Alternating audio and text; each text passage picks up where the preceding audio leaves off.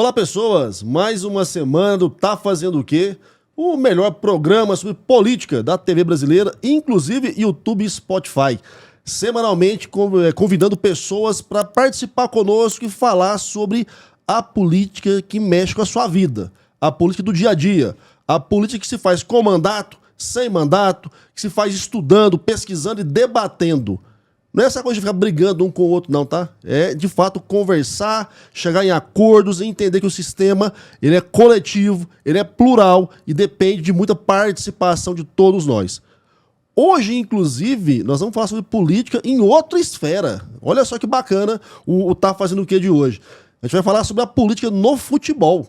Sim, senhora, sim, senhor. Política no futebol. Meu convidado de hoje, ele é empresário, já foi conselheiro do Goiás por alguns anos, está postulando e pleiteando um espaço numa construção de chapa que está acontecendo para uma eleição interna do Goiás. O trem lá está difícil, né, porque é pura política mesmo, e ele vai nos ajudar a entender como é a política dentro de um time de futebol. Então, meu convidado de hoje é o Éder Oliveira, e a gente quer saber, tá fazendo o quê, Éder?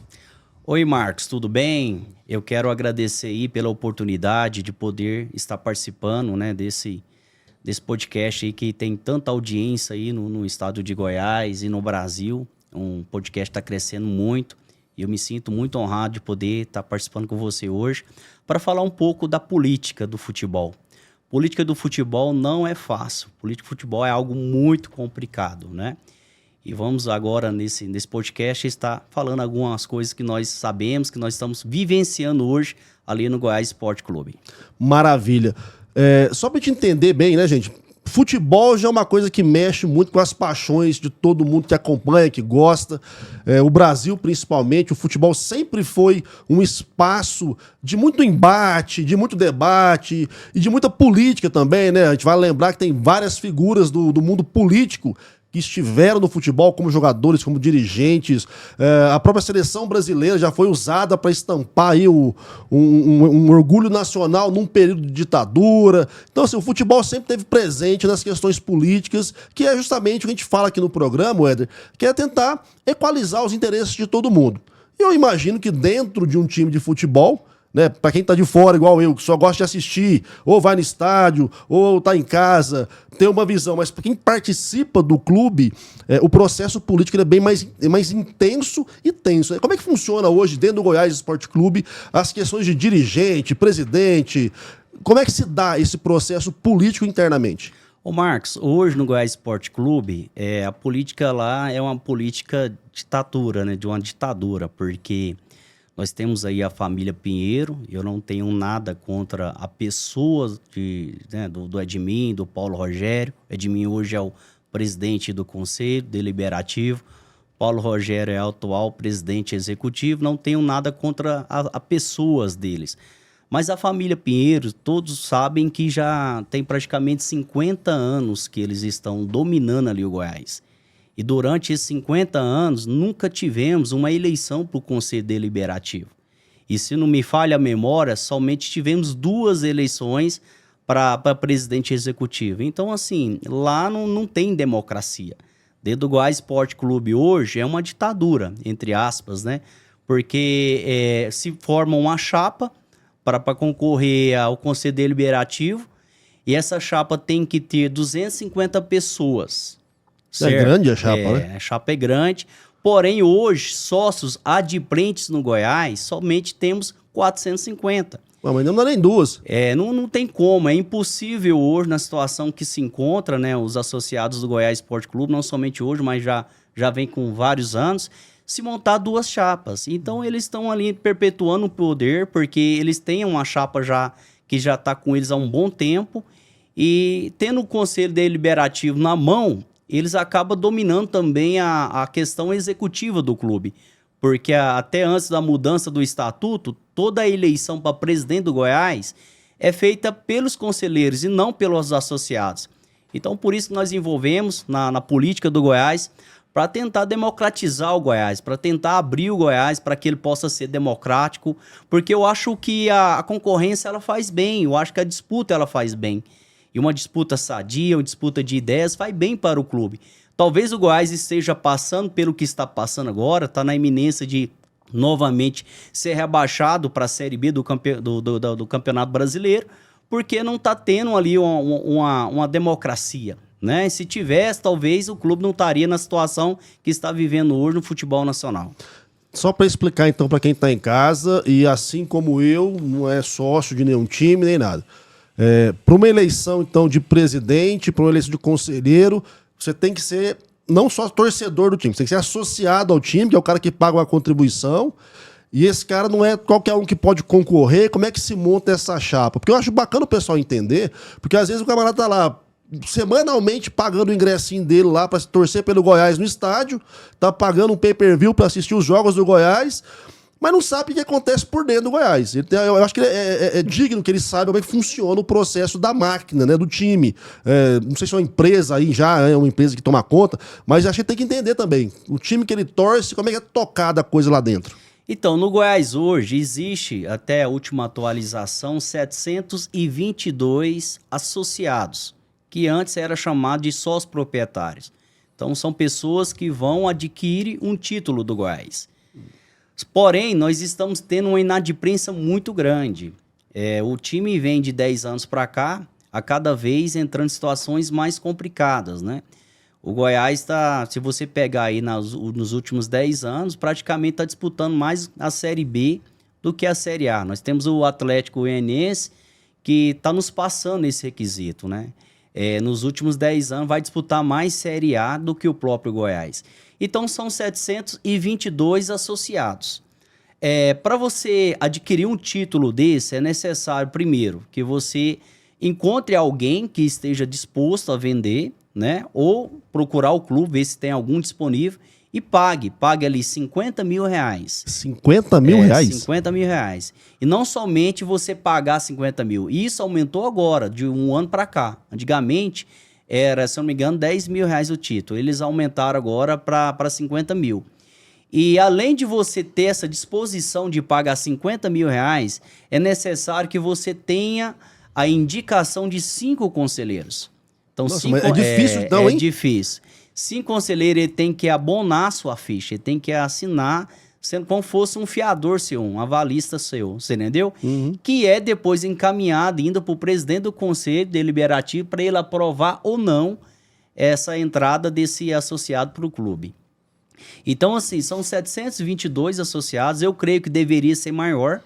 E o Goiás por ser um time que sempre está disputando a Série A, é um dos times que menos tem associados, né? Então, você vê outros clubes aí com 5 mil, com 3 mil associados, o Goiás ainda mantém um número pequeno. E desses 722, nós temos 450 somente que está de frente. Muitos deixaram de pagar porque desanimou com o time, desanimou com aquilo que o Goiás está vivendo no decorrer desses 10 anos. Eles fizeram um aumento, na minha opinião, abusivo, porque era R$100 a mensalidade e aumentou para R$300, não que eu ache caro R$300, mas assim, você sai de um aumento de 100 para 300, você teve um aumento de 300%. Então tudo isso veio, né, para dificultar mais ainda as pessoas a estar em dias com Goiás, e hoje nós temos só 450 sócios adimplentes, né, associados, que estão em dias com o Goiás Esporte Clube. Eu acho complicado, porque da minha visão, né, eu que não sou do meio do futebol, mas eu sempre vi o papel da torcida, o empenho da torcida, aquilo que motiva, que dá gás, que compra camisa, que paga ingresso, que propulsiona mesmo, né, um clube como o Goiás, como o Flamengo, como o Vila, como qualquer um outro. E a hora que eu vejo que o sistema interno ele é totalmente excludente, ao invés de ser inclusivo, me assusta um pouco, porque se você tem uma situação onde você não dá a possibilidade do cara que é apaixonado pelo Goiás, dentro das condições dele, fazer parte da engrenagem do clube, de fato você não está oportunizando uma democracia, já começa por aí. E a hora que você limita tanto o processo ao ponto de não conseguir montar duas chapas para uma disputa interna pelo espaço de poder que é ali, a mim me causa estranheza, a mim me causa estranheza mesmo. O que nosso movimento, nós criamos um movimento, viu, Marcos, chamado Movimento Goiás para Todos, é um movimento de associados, né, que estão insatisfeitos, né, com essa, entre aspas, ditadura que o Goiás está vivendo. E o nosso movimento foi criado para tentar democratizar o Goiás. Por exemplo, nós queríamos que a eleição para presidente executivo do clube não fosse feita pelo conselho. O conselho é um grupo de 250 pessoas que eles escolhem a dedo. Num levantamento que nós fizemos, 80 pessoas ou é parentes, ou é funcionário do clube, ou é funcionário de empresas, né, da HP, dos Pinheiros.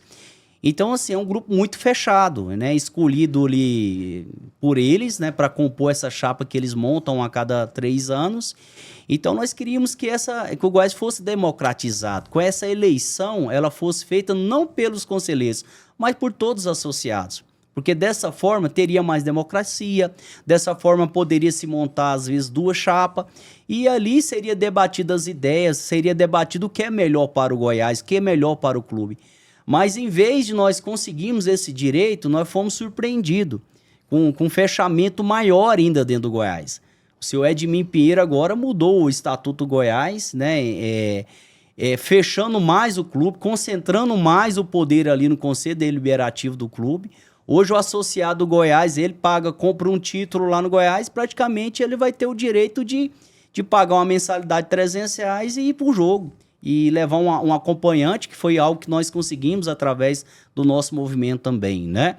Então, assim, enquanto o Goiás não se abrir, enquanto o Goiás não for mais democrático, eu creio que o Goiás não vai voltar a ser aquele Goiás que nós apaixonamos. Eu sou um apaixonado pelo Goiás, né? Eu desde criança, quando eu vim para Goiânia, ia no Serrinha, torcedor de arquibancada mesmo. Depois tive aquele privilégio, né, de virar um associado, com aquele sonho de poder participar ali do clube, de poder ajudar o clube. Tive a felicidade que muitos às vezes não têm de virar conselheiro, né? Fui convidado para virar conselheiro. Mas quando eu entrei dentro do Goiás, quando eu vi como que as coisas funcionam dentro do Goiás, para mim foi uma maior decepção. Certo? Não tem democracia.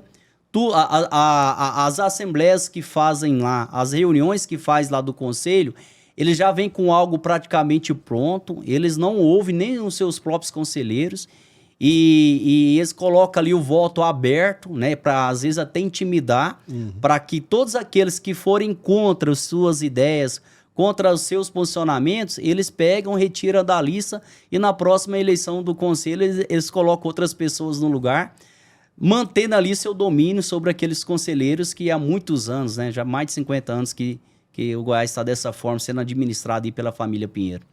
Olha, nós vamos precisar falar mais sobre isso, eu quero entender mais, inclusive, sobre o movimento Goiás para Todos, mas daqui a pouco, tem intervalozinho rápido aqui na PUC TV, no YouTube VaptVupt, a gente já volta.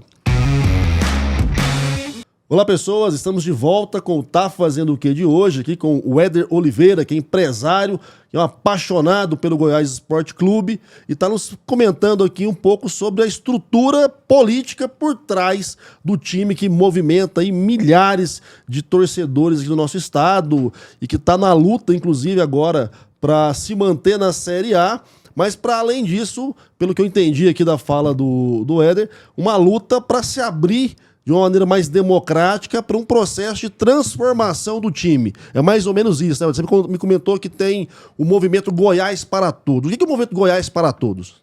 Então, conforme eu já falei, né, anteriormente, um movimento foi criado, né, nasceu dentro da minha casa e quando eu não quis mais continuar ali no conselho, eu não concordava com tudo aquilo que era feito ali de uma maneira não democrática, né, uma maneira meio ditatorial, né, uma ditadura.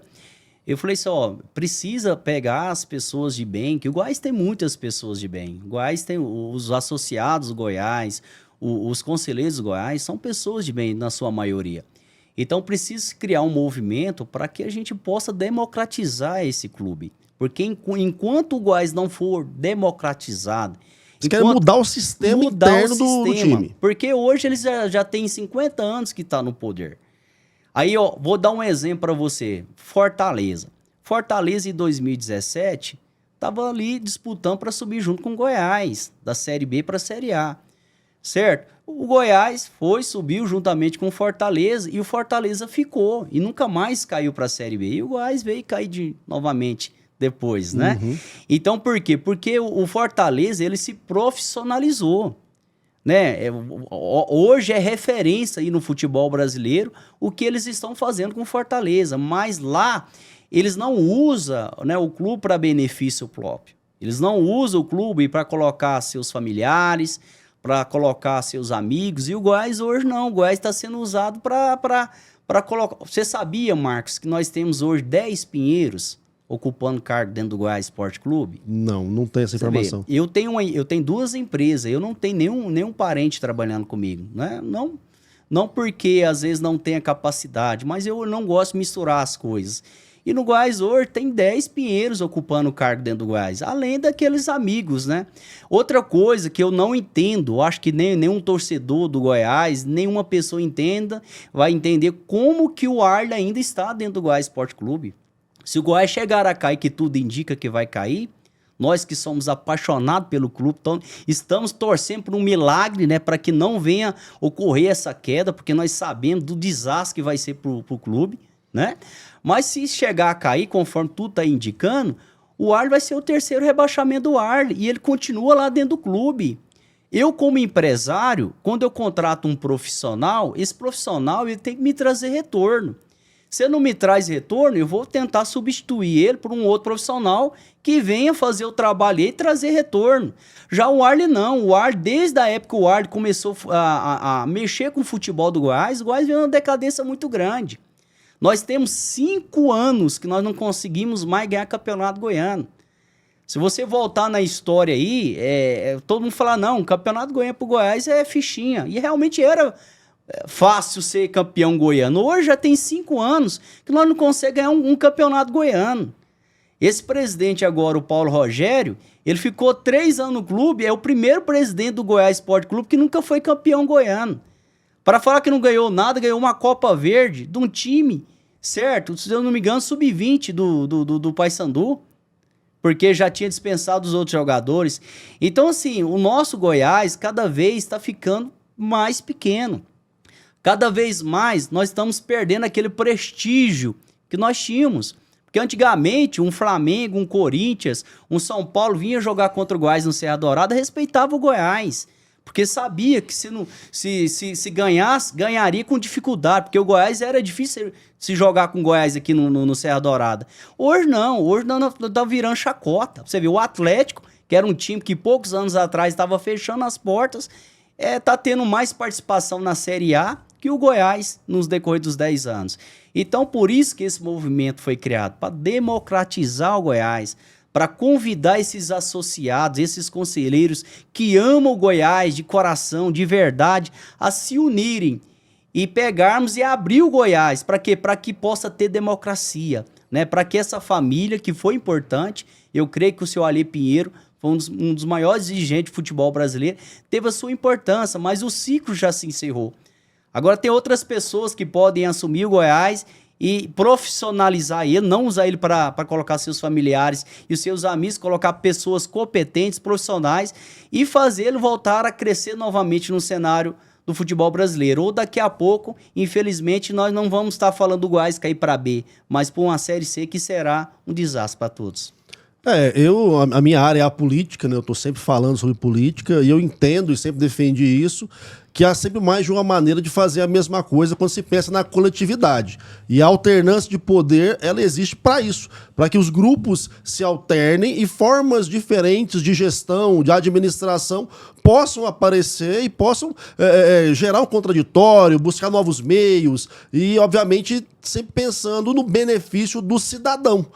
No caso de um time de futebol, né, num clube, como é o caso do Goiás Esporte Clube, eu imagino também que toda essa dinâmica aí tinha que ser pensada em prol do benefício do torcedor, do mais humilde que vai lá, trabalha a semana inteira, o mês inteiro para defender o seu ingresso, para estar lá na arquibancada gritando, tomando sol, tomando chuva.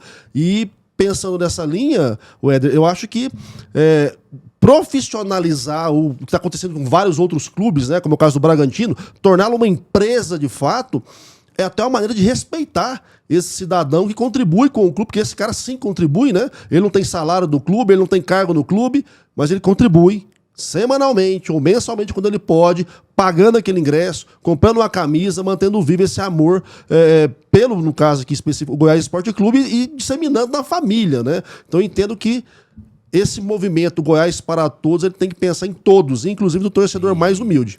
E então, o torcedor do Goiás é um torcedor, assim, apaixonado pelo clube, né? Mesmo vendo o time numa situação tão difícil nos últimos anos, ele continua apoiando o clube.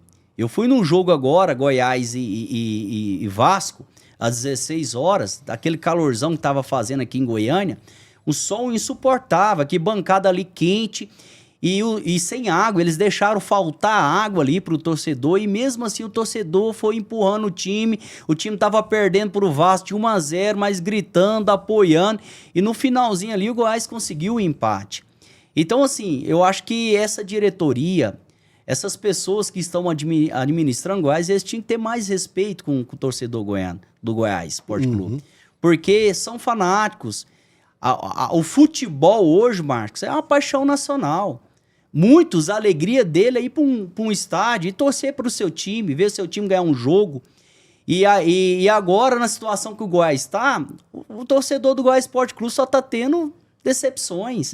São 5 anos sem ganhar um título goiano. Coisa que era corriqueira o Goiás Esporte Clube ganhar. Eu entendo que essa leitura ela tem coerência da minha visão, porque de fato, a hora que o cidadão se dispõe aí, tomar sol quente na cabeça, para ficar gritando por um time, e essa conversa é sempre interessante, né? Porque uma vez me perguntaram, tá, mas o que é um time, cara?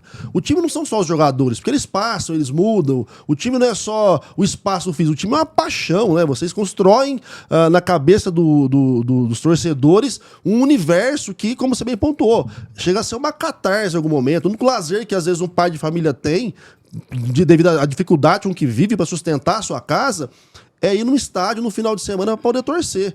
E aí você entender que há sim um pensamento por dentro da estrutura que respeita esse cara, que vai transformar o clube em algo melhor, que vai profissionalizar ao ponto de dar a ele as alegrias que ele espera, e é por isso que ele paga o ingresso, eu entendo ser o mais adequado também.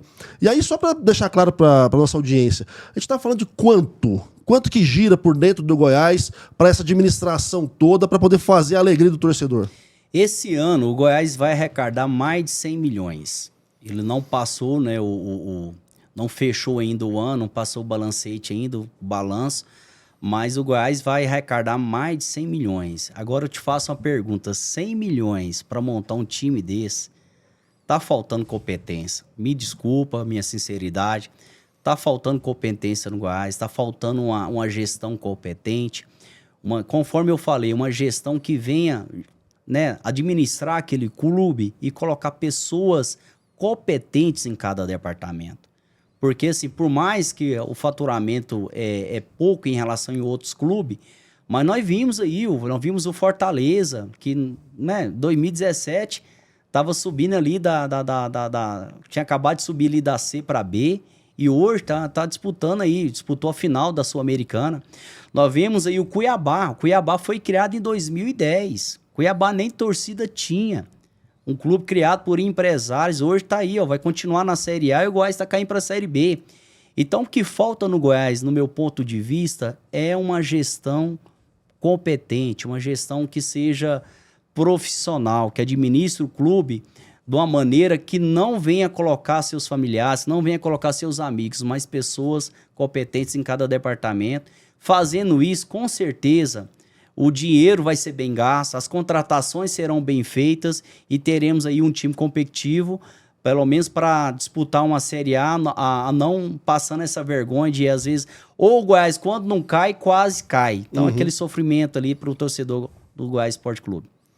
Cara, vamos já caminhando mais ou menos para o final do programa, a gente tem aqui um horário também, né? Hoje, seu maior sonho, Éder, o que você fala? Cara, se eu puder deixar como legado, se eu conseguir mudar alguma coisa no Goiás, é isso aqui que eu quero que lembrem de mim no futuro. Como torcedor, Marcos, é aquele torcedor que, igual eu falei, eu mudei para Goiânia para me formar, eu vim do interior de Goiás, de uma família simples, uma família muito humilde, sempre fui apaixonado por futebol. Quando eu morava ali em Acreúna, disputei alguns campeonatos goianos, jogando, não como profissional, mas na base. Meu maior sonho, eu acho que eu creio que é o sonho de todo torcedor goiano, né, do Goiás Esporte Clube, aliás, é de ver o Goiás ser campeão nacional. Isso é algo difícil, mas é algo que pode ser realizado. Claro, não é de um ano para o outro. Eu sempre falo para todo mundo que convive comigo, se nós reunirmos um grupo de pessoas idôneas, de pessoas sérias, que amam esse clube de coração, e entrarmos para dentro do Goiás e fazer uma gestão séria, eu tenho certeza, em poucos anos, nós vamos ter um Goiás que pode ser um campeão goiano, além de ser um campeão goiano, ser um campeão brasileiro, quem sabe um campeão da Sul-Americana, nós já chegamos a ser vice. Então, o sonho meu, como torcedor apaixonado do Goiás, é poder um dia ver esse clube ser campeão nacional, ver essa torcida que tanto sofre.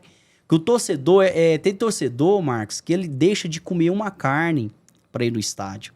Nós vimos agora o Vila Nova, teve torcedor que vendeu o carro, teve torcedor que separou da mulher, teve torcedor aí que deixou a filha que ia fazer a cirurgia e foi lá. Por quê? Porque é uma paixão. É algo que traz alegria, que traz prazer. Pelo menos era para ser dessa forma. Então, assim, é uma paixão inexplicável. Então, o meu sonho, meu maior sonho, não, às vezes nem seja eu, mas que uma equipe, que Goiás tem muitas pessoas boas, uma equipe venha fazer desse time um campeão nacional. Isso é o meu maior sonho. Cara, maravilha. Agradeço demais ter partilhado conosco esse conhecimento, né, da engenharia política por trás de um time de futebol. Te confesso que eu não entendia nada e é muito bacana poder falar com a nossa audiência que está se acostumando a entender que a política é um processo, que a política é uma junção de interesses, que tem que ter negociação, mas que tem, acima de tudo, que ter liberdade de participação, poder enxergar que nos times de futebol isso acontece também. Então eu te agradeço por ter enriquecido aí a nossa audiência com esse conhecimento sobre o Goiás Esporte Clube e desejo que o movimento de Goiás para Todos possa de fato crescer, vocês possam entrar lá numa situação de levar mais democracia para o time. Avisa para a galera onde eles te acham, redes sociais, como é que faz para falar contigo? Então, vocês podem entrar lá no Instagram, gpt.goiasparatodos. Vocês vão acessar a nossa página lá no Instagram, certo? Tem o meu Instagram também para as pessoas que querem me conhecer. Eu tô no Éder Oliveira. Vocês podem acessar lá que vocês vão me conhecer um pouco também, né, da minha história. E quero dizer para vocês que o Goiás para Todos tem apenas 6 meses. Está inteirando 6 meses agora, em dezembro. E esse movimento, ele não vai parar. Esse movimento é um movimento, não somente eu, viu, Marcos? Tem várias pessoas, Dr. Sérgio Rassi, Sirion, Dr. Delso, vários outros líderes, não vou citar o nome de todos aqui que tomaria muito tempo. É um movimento sério e esse movimento ele vai continuar e nosso sonho um dia é ter um Goiás liberto, é ter um Goiás democrático, tirar essa ditadura que vive hoje lá dentro do clube e ver o Goiás novamente crescer, tá bom? Para um dia a gente ter um Goiás aí disputando aí títulos nacionais e às vezes, quem sabe, internacionais. Maravilha!